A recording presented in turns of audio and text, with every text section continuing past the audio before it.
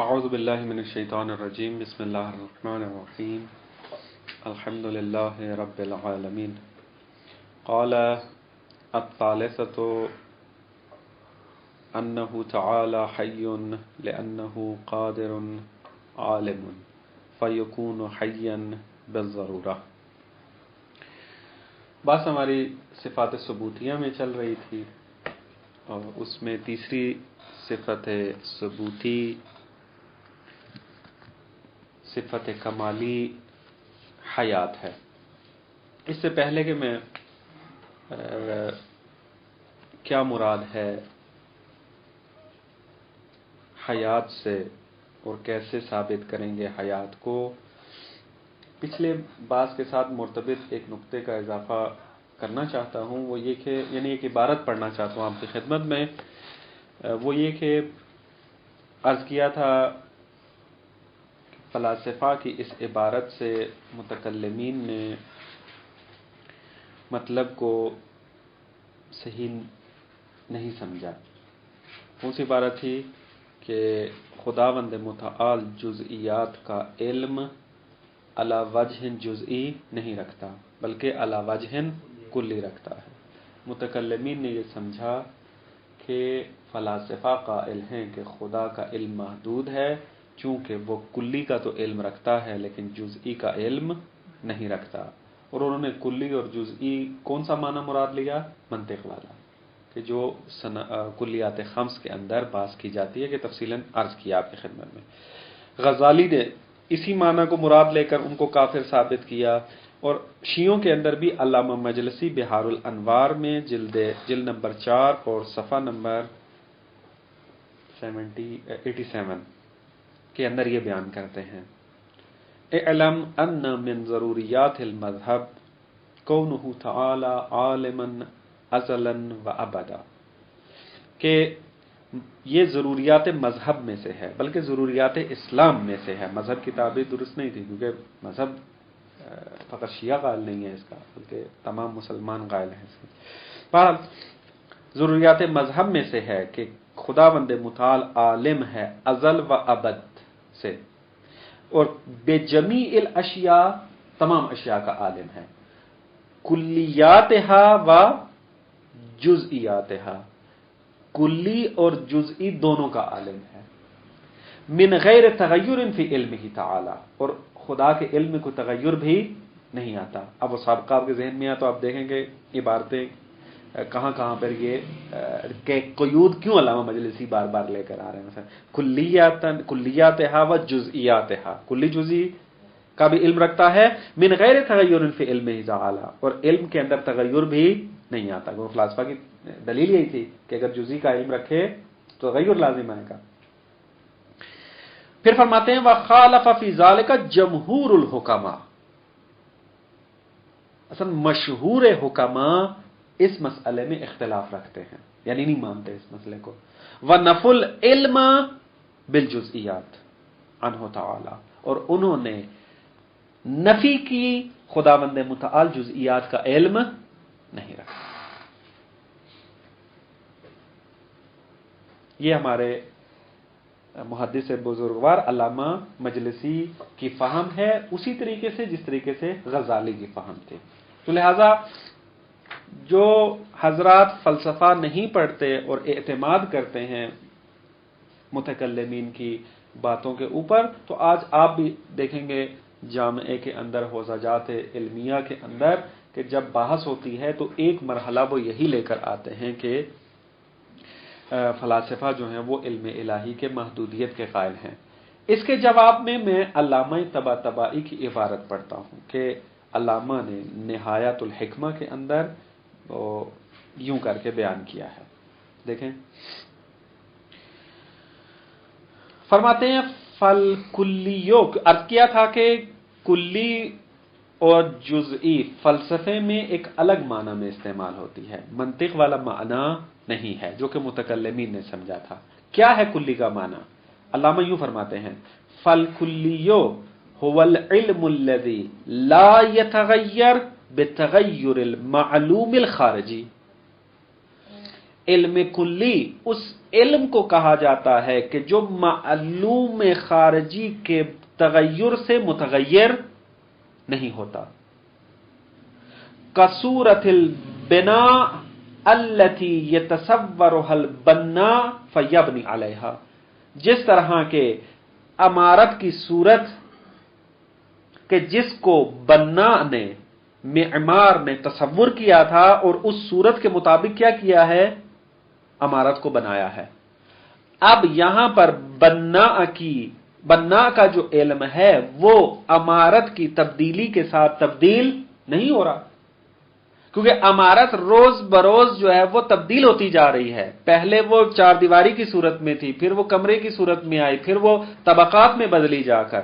لیکن بنا کے علم میں اصلاً کوئی تبدیلی واقع نہیں ہو رہی. فَإِنَّهَا عَلَى حَالِهَا قَبْلَ الْبِنَاءِ وَمَعَ الْبِنَاءِ بَعْدَ الْبِنَاءِ. اس بنا کا جو علم ہے یہ ہمیشہ ایک جیسا رہے گا، چاہے وہ عمارت بننے سے پہلے ہو، چاہے عمارت بننے کے بعد ہو، چاہے عمارت کے کیا ہے معا ہو، عمارت بن رہی ہو اس وقت ہو. اس کی علم میں کسی قسم کا کوئی تغیر تبدیلی نہیں آئے. وَإِنْ عَدَمَ، اگرچہ عمارت منعدم کیوں نہ ہو جائے بننے کے بعد، تب بھی اس کا علم ویسا ہی رہے گا جیسا اس نے عمارت بننے سے پہلے علم رکھا تھا. وَيُسَمَّى، اس علم کا نام کیا ہے؟ علم ما قبل الکثرہ، کثرت ما قبل علم کہ جو ما قبل الکثرت ہوتا ہے. اور اس کو ایک اور، یہ علم کب حاصل ہوتا ہے، یعنی کب کہیں گے کہ یہ علم کلی رکھتا ہے؟ وَالْعِلْمُ مِنْ طَرِيقِ الْعِلَلِ، جو آپ علم علت کے ذریعے حاصل کرتے ہیں وہ بھی علم کلی کہلاتا ہے. جس طریقے سے اگر یہ جو منجم ہوتے ہیں، ستارہ شناس ہوتے ہیں، یہ چونکہ علت سے آگاہ ہوتے ہیں، لہذا یہ جب کہتے ہیں کہ وہ چاند گرہن فلانے منٹ پر فلانی جگہ پر لگے گا اور اتنے منٹ کے لیے لگے گا، اور اسی وقت چاند گرہن لگتا بھی ہے. اب یہ منجم نے جو علم حاصل کیا ہے، یہ کون سا علم ہے؟ علم کلی ہے، کیونکہ اس کے علم میں کبھی تبدیلی نہیں آئے گی. کیوں؟ اس وجہ سے کہ جب چاند گرہن لگ رہا ہوگا اس وقت اس کا پہلے علم موجود تھا. اب اگر چاند گرہن لگ رہا ہوگا تو اس کے علم میں تبدیلی نہیں آئے گی، لیکن میرے علم میں تبدیلی آ رہی ہوگی. چاند گرہن جیسے لگنا شروع ہوگا میرا علم کچھ اور ہوگا، جب چاند گرہن لگ جائے گا میرا علم کچھ اور ہوگا. مجھے منٹوں کا نہیں پتا تھا، منٹوں کے اعتبار سے میرا علم تبدیل ہوتا رہے گا. علم تبدیل ہو رہا ہے ہوتا. لیکن جو علت کے ذریعے علم حاصل کر لے تو وہ کیا ہے؟ علم کلی کہلاتا ہے. تو یہاں پر علم بالتغیر ہوتا ہے، نہ کہ علم متغیر ہوتا ہے. علم کلی کے اندر علم تغیر کے بارے میں ہوتا ہے، نہ کہ علم متغیر ہوتا ہے جس کے پاس علم کلی ہو. بہرحال یہ اصطلاح تھی کہ جس سے غفلت کی وجہ سے یہ نسبت حکماء کی طرف دی گئی اور بعض اوقات دی جاتی ہے. اب آتے ہیں اپنی اصل بات کی طرف.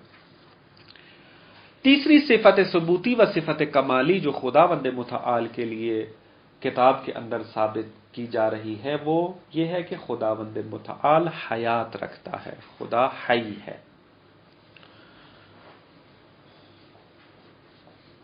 پہلے بھی کسی درس میں آپ کی خدمت میں یہ عرض کیا تھا کہ خداوند متعال کی ذات کے بارے میں علم ڈائریکٹ اصلاً ممکن ہی نہیں ہے، کیونکہ وہ ذات لامتناہی ہے. اس ذات تک پہنچنے کا کوئی راستہ بھی نہیں ہے، کیوں؟ راستہ کہ ہے ہی نہیں، لامتناہی ہے، باقی سب متناہی ہیں.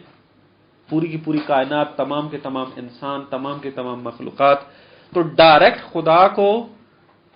خدا کی ذات کو کنہ ذات کی معرفت حاصل نہیں کر سکتے.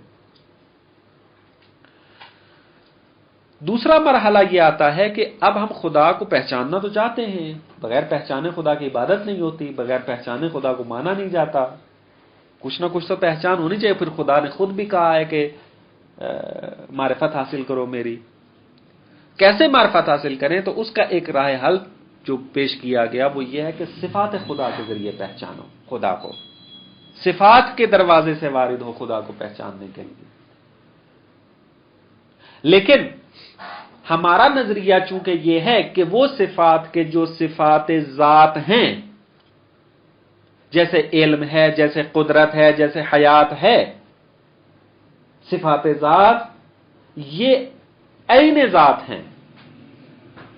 جب صفات ذات عین ذات ہو گئی تو اس کا مطلب یہ ہے کہ جس طریقے سے لامتناہی ہونے کی وجہ سے ذات کی معرفت حاصل نہیں کر سکتے تھے، اب صفات کی کن ہے، کن کو بھی ہم پہچان نہیں سکتے. اب کوئی یہ کہے کہ میں خداوند متعال علم کیسا رکھتا ہے، اس کو میں 100% پہچان گیا ہوں، حقیقت علم جو خدا کا اس کو پہچان گیا، مثلا ناممکن ہے. ہم اتنا پہچان سکتے ہیں کہ خدا عالم ہے،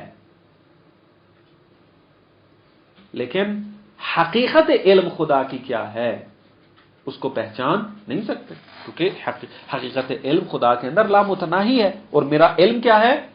متناہی ہے. بس میرا علم احاطہ نہیں کر سکتا خدا کا.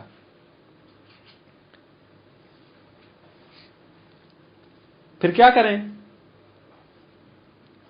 اب کہتے ہیں کہ آپ نے اگر صفات کو پہچاننا ہے، دیکھیں کیسے تھوڑا تنزل کرنا پڑ رہا ہے. اب ہم نے صفات کے ذریعے جب خدا کو پہچانا، پھر صفات کو ہم کیسے پہچانیں؟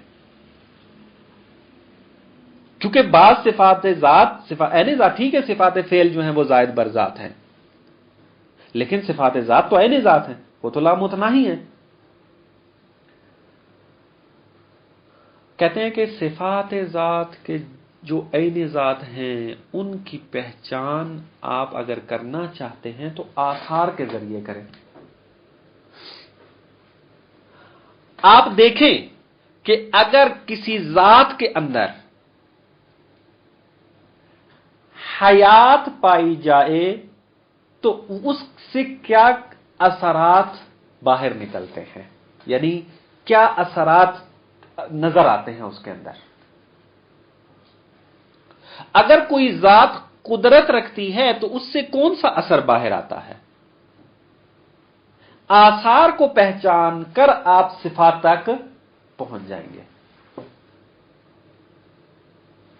آج والی بات کے اندر گویا اسی طریقے سے ہو رہا ہے. یہاں پر حیات کی حقیقت کیا ہے اس کو اصلاً بیان نہیں کیا جا رہا، بلکہ حیات رکھنے والا کون سے اثرات دکھاتا ہے اس اثر کو دیکھتے ہوئے ہم کہیں گے کہ پس یہ خدا حیات رکھتا ہے. اس طریقے سے استدلال ہے. خوب، ہم آتے ہیں دیکھتے ہیں آ کر، ہم اگر آ کر دیکھیں کہ اگر مثلا انسان ہی کو دیکھ لیتے ہیں، اسی کے اندر دقت کرتے ہیں کہ انسان اگر حیات رکھتا ہے تو اس حیات کے کون کون سے آثار ہیں. مثلا ہم دیکھتے ہیں اس کا ایک اثر یہ ہے کہ انسان رشد و نمو کرتا ہے. انسان جو حیات رکھتا ہو وہ حرکت کرتا ہے.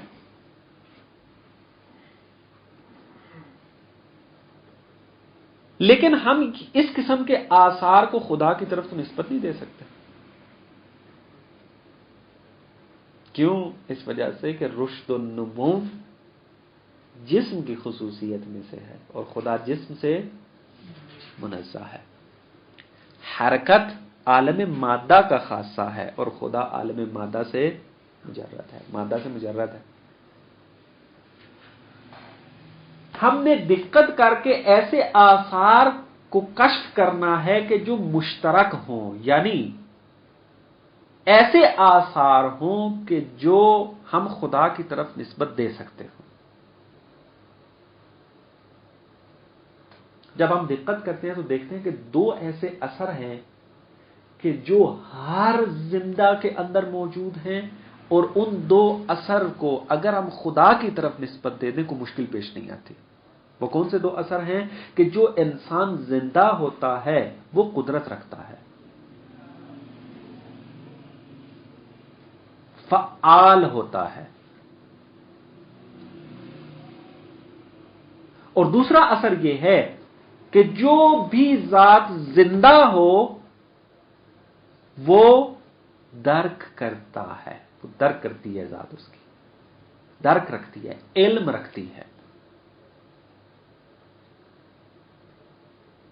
پس جب آپ نے دیکھا کہ حیات کے آثار میں سے دو اثر علم و قدرت یہ مشترک ہیں، یعنی ہر موجود زندہ کے اندر موجود ہے، اور یہ ایسے آثار ہیں کہ جس کو اگر ہم خدا کی طرف نسبت دے دیں تو مشکل پیش نہیں آتی.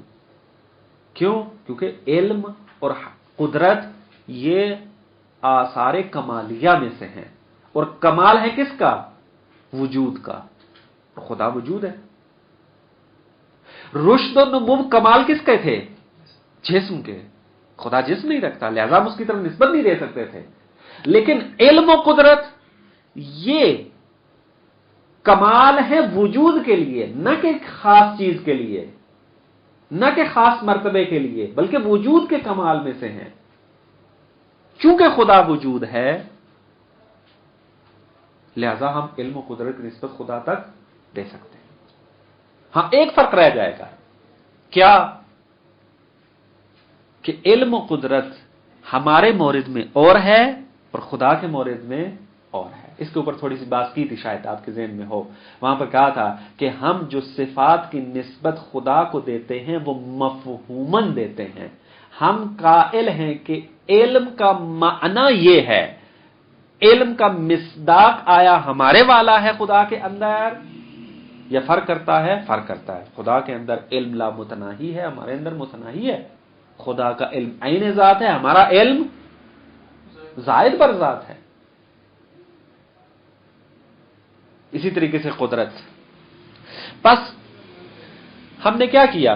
ہم نے یہ آ کر تحقیق کی کہ حیات کیا آثار رکھتی ہے. ان میں سے وہ آثار جو مشترک تھے اور ایسے آثار تھے کہ جس کو ہم خدا کی طرف نسبت دے سکتے ہیں، لائق ہیں ذات پروردگار کے.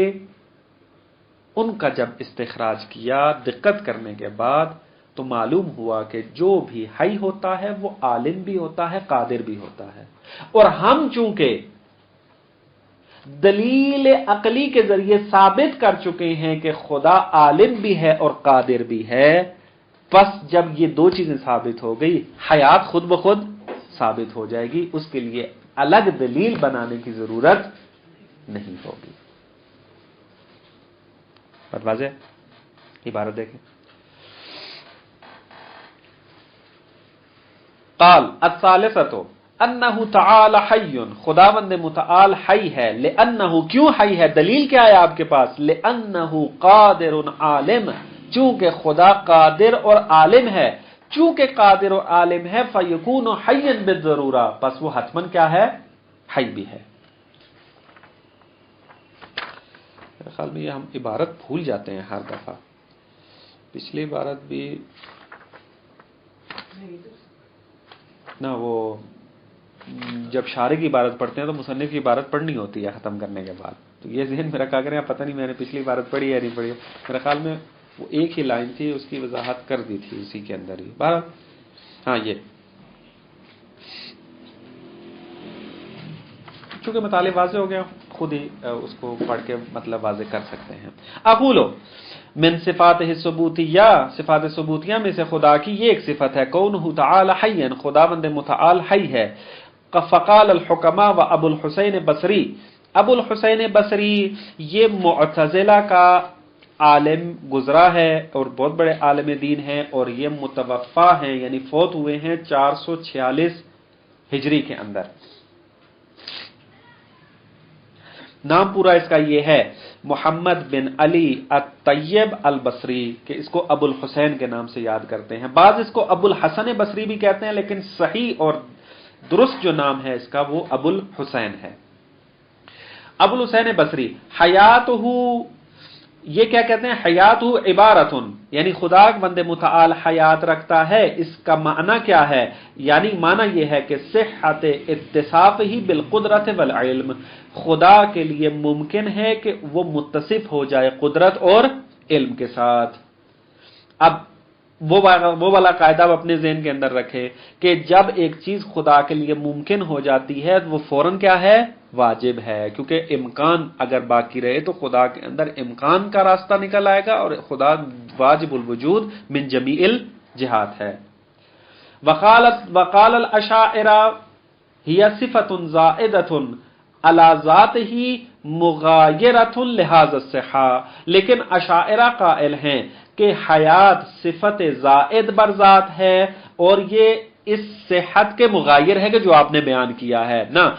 صحت علم و قدرت، صحت اتصاف علم و قدرت یہ اور چیز ہے، حیات اور چیز ہے. لہذا مغایر بھی ہے اور حیات زائد بر ذات بھی ہے، کیونکہ اشاعرہ کا مبنی یہی ہے کہ اشاعرہ قائل ہیں کہ تمام خدا کی صفات، چاہے وہ صفات فعل ہوں یا صفات ذات ہوں، ہاں تمام کی تمام صفات زائد بر ذات ہیں. لیکن اشاعرہ فرماتے ہیں والحق، حقیقت یہ ہے هو الاول کہ جو حکماء نے کہا ہے، جو ابو الحسین معتزلی قائل ہے، وہی حق ہے. کیا حق ہے؟ یعنی خدا کو اگر ہم حی کہتے ہیں تو اس کا مطلب یہ ہے کہ خدا کے اندر یہ صلاحیت ہے کہ وہ عالم و قادر ہو سکے. صلاحیت ہے سے مراد یہ ہے کہ وہ حتماً عالم و قادر ہے، پس وہ حی بھی ہے. دلیل کیا ہے کہ پہلا قول حق ہے؟ اذ الاصل عدم الزائد، چونکہ جب معاملہ دائر ہو جائے کہ ایک چیز زائد ہے یا زائد نہیں ہے تو اصل عدم زیادت ہے. یہ جس کا وہ کہتے ہیں نا، جس کا اصولی ذہن زیادہ ہو وہ جب جس علم میں بھی وارد ہوتا ہے تو قواعد اصولیہ وہاں پر اجرا کرتا ہے. اور اسی طریقے سے جو فیلسوف ہوتا ہے وہ جب کسی بھی علم میں جاتا ہے تو فلسفی قواعد کو جاری کرتا ہے یہاں پر. اب یہاں پر عقائد کا مسئلہ چل رہا ہے اور استدلال اصولی قاعدے سے ہو رہا ہے، جو کہ غلط ہے. یہ استدلال درست نہیں ہے جو انہوں نے کیا، کیونکہ اصول کے ساتھ مرتبط ہے، نہ کہ کلام کے ساتھ. حق درست ہے وہی ہے کہ جو حکماء نے کہا. کیا کہا؟ کہ حیات یعنی خدا عالم و قادر ہے، لیکن اس کی دلیل یہ نہیں ہے کہ عدم الزائد.